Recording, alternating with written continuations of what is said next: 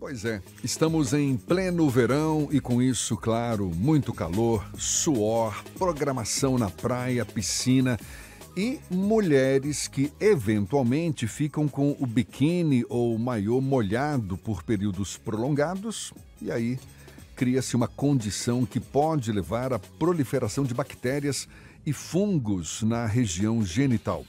A disseminação desses micro-organismos favorece o aumento de algumas doenças ginecológicas. Exatamente agora, nesta alta estação, doenças como candidíase, tricomoníase, vaginose bacteriana e a infecção urinária. É sobre o assunto que a gente conversa agora com a médica ginecologista Ana Gabriela Travassos, nossa convidada. Um prazer tê-la aqui conosco. Muito obrigado por aceitar nosso convite. Bom dia, doutora Ana Gabriela.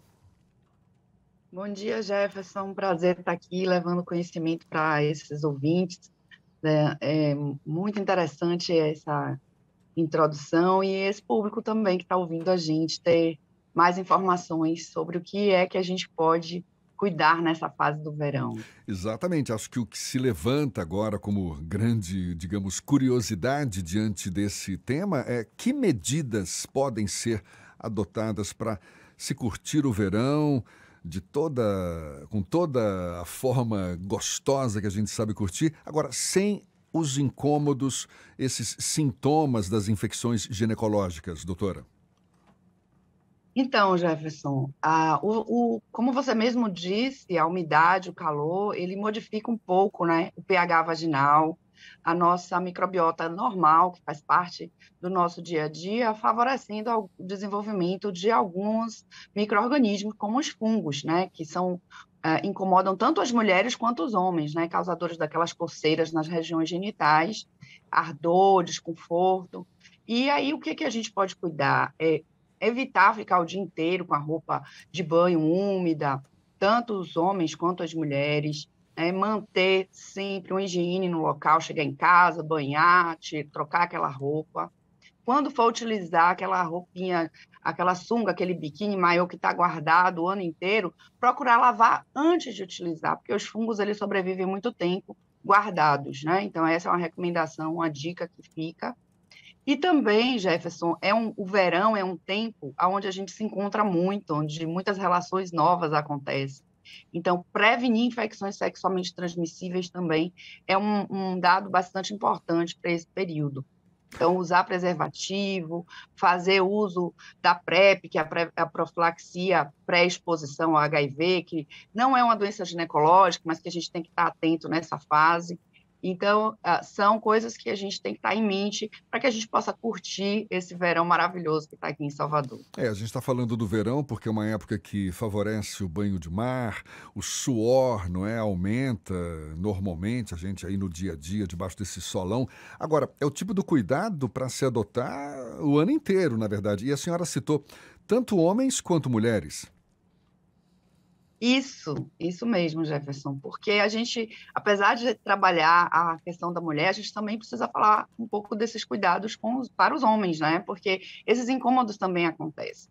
E como, às vezes, as mulheres têm o hábito maior de ir procurar o médico, de ir ao ginecologista para se cuidar, acaba que passa sem o cuidado adequado para os homens, né? Então, essa é uma atenção que precisa ser adotada por todos que vão estar tomando banho de mar, banho de piscina, né, e encontrando novas pessoas.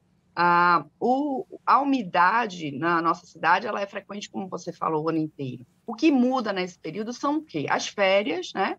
Muitas vezes as crianças estão de férias, então a gente arruma programação para essas crianças e a gente vai junto, né? E para quem está nesse momento curtindo a noite também, e é um período que a gente está com calor, como você falou, indo para shows, dançando muito. Esses cuidados também precisam acontecer nesse período da noite. Chegou da festa, né? Ficar atento como é que a gente está para que a gente possa se cuidar também nessa fase. Bom dia, doutor Ernesto aqui. Eu queria lhe fazer uma pergunta. A senhora falou da necessidade de nós, homens, também termos esses cuidados, né, com a nossa higiene íntima, Mas eu queria lhe perguntar sobre qual é o nosso papel na saúde das nossas companheiras. Eu não estou nem falando da coisa de ter múltiplos parceiros ou não. Mesmo numa relação monogâmica, a falta de cuidado, às vezes, do homem pode causar problemas também para a saúde da mulher, não? Bom dia, Ernesto. Excelente pergunta. Com certeza. Inclusive, eu quero deixar bem claro que a candidíase, ela é uma infecção que a gente pega por contato, tá? Então, ela não necessariamente é infecção sexualmente transmissível, que essa é uma preocupação que sempre existe no casal, como você trouxe, monogâmico. O fungo, a cândida, ela pode fazer parte da nossa microbiota, tanto da mulher quanto do homem e se desenvolver por questões do clima, questões imunológicas, diabetes, por exemplo, está muito associado ao desenvolvimento da cândida. E o homem, ele é pele, né? A região genital masculina é pele. Então, o sintoma, às vezes, demora um pouquinho mais ou passa desapercebido. Essa região está com a descamação, uma coceira, está vermelho, às vezes fica aquela área avermelhada, parecendo uma placa. E o homem não compreende, não percebe que aquela área é uma área de infecção da cândida. Então, é ter atenção, observar sempre essa região, procurar deixar mais sequinha, a higiene habitual do banho. A gente fala sempre que tem muitas dobras, né? Então, às vezes, fica mais difícil para você observar. Então, bota um espelhinho, dá uma olhada como está, porque isso é um cuidado com um autocuidado e um cuidado com a sua companheira, a pessoa que está ali do seu lado, tá? E a mulher, por ser mucosa, naturalmente ela é mais úmida, né? Então acaba que ela tem sintomas com mais facilidade e ela é mais sensível a essa região, então ela fica mais irritada. Então, às vezes, a cândida é uma infecção que está presente no casal, mas ela que apresenta o sintoma. Então, procurar também, se ela vai no ginecologista, está indicado tratamento para ela, o homem deve também procurar o urologista e fazer a sua avaliação, mesmo que não esteja com tanto sintoma. Essa é uma recomendação. Engatar uma outra pergunta também sobre a nossa responsabilidade, mas aí numa outra dimensão, doutora, para os pais, principalmente para os pais separados, os pais de meninas que vão aos clubes, às piscinas, à praia nos fins de semana. Esse cuidado, às vezes, para alguns é mais delicado falar disso com uma filha adolescente, né? Ou com a filha que está chegando na adolescência, né? Como é que a gente deve tratar melhor essas questões que são tão importantes para uma jovenzinha, uma garota que está crescendo, desenvolvendo seu aparelho reprodutor, doutora? Sim, essa é uma conversa bem interessante para a gente ter com as meninas, com os meninos também, nessa fase onde está surgindo as descobertas do corpo. Então, esse cuidado, ele vem naturalmente. Eu acho que a gente precisa abordar como a gente recomenda, escovar o dente, A lavar o gente acha cabelo. que pai lidar disso, falar desses assuntos com menina é mais fácil, o machismo diz isso pra gente, mas a gente precisa cuidar das nossas filhas também, né? Sim, precisa sim. E dessa forma, sabe? Colocar de uma maneira bem natural. Olha, precisa ter o cuidado com a roupa úmida, troque, vamos, saiu da piscina, vai almoçar, não é melhor trocar a roupa e vestir uma outra roupa? Pede já para levar para a praia, né? Ou para a piscina, se for passar o dia. Claro que se for uma coisa rápida, não tem essa necessidade, mas se for para passar o dia, já levar uma outra roupa para trocar, caso seja a situação. E isso conversar da maneira mais natural possível, né? Porque faz parte do nosso corpo, é um cuidado que a gente precisa ter no nosso dia a dia mesmo. E não necessariamente tem a relação com o sexo, como eu falei, é uma questão do autocuidado. Então, quando você aborda dessa forma, fica mais fácil. A gente está conversando aqui com a médica ginecologista Ana Gabriela Travassos.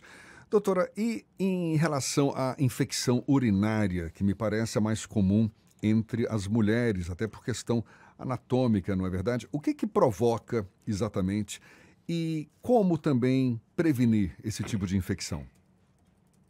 Então, sobre a infecção urinária, o que acontece? Anatomicamente, a uretra feminina, ela é mais curta, né? E tem menos intervalos, que a gente chama menos esfíncteres. A uretra masculina, ela tem todo o trajeto do pênis, né? E mais ainda internamente um pedacinho maior. Então, o que causa infecção urinária é a ascensão, né, a subida de bactérias que estão naquela região perianal, que está presente nas fezes. Então, esse acesso para a uretra feminina é mais fácil, né? Mais próximo à uretra feminina dessa região perianal. Então, o principal cuidado é a hidratação, beber bastante líquido, por isso a maior frequência também no verão, porque a gente acaba hidratando menos, sua mais, perde líquido, né? E não lembra de beber água, então super importante hidratar. A higiene também, a gente tem que sempre orientar, aí vem a orientação para as meninas, né? Quando você for fazer o xixi, urinar, você ter o cuidado de limpar da frente para trás, para que você não leve fezes para essa região genital e essa região da uretra, que é uma orientação que a gente não precisa muitas vezes dar para os meninos, né? Porque justamente essa distância é maior.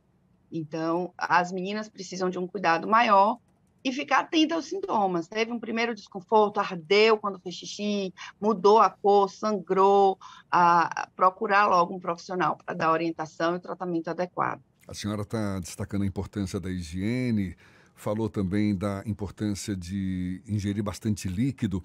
E em relação à dieta, existem alimentos que favorecem o crescimento de fungos, esse tipo de infecção? Acho que é importante também falar de alimentação num contexto como esse, né? Sim, sim. O que se tem, né? A Cândida e outras infecções podem ser facilitadas quando a gente tem uma alimentação, como eu falei no diabetes, mais rica em açúcares, né? E o que a gente pode fazer para proteger? Melhorar a nossa imunidade. E aí os alimentos ricos em vitamina C ajudam bastante também, tanto na parte imunológica, quanto na acidificação da urina. Então, a gente orienta mesmo o uso de alimentos ricos em vitamina C. Claro, pode ser as frutas, né? A melhor fonte para a gente de vitamina C, morango, acerola, laranja, limão, as frutas cítricas. Em algumas situações, pessoas onde você não tem o hábito da fruta ou que precisa de uma suplementação maior, utilizar a vitamina C realmente, e muito líquido.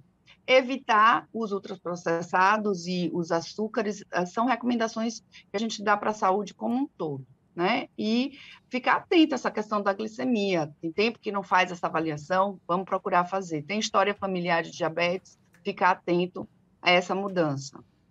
Importante uma conversa como essa, porque quanto mais conscientização as pessoas têm, mais cuidados com o corpo, com a saúde, certamente também terão. Então, muito obrigado à médica ginecologista Ana Gabriela Travassos por essas informações, esses esclarecimentos e a atenção dada aos nossos ouvintes. Seja sempre bem-vinda aqui conosco. Muito obrigado mais uma vez. Bom dia e até uma próxima, então. Bom dia, Jefferson. Bom dia, Ernesto. Obrigado. Estou à disposição. Um abraço. Um abraço. Agora são 7h46 na Tarde FM.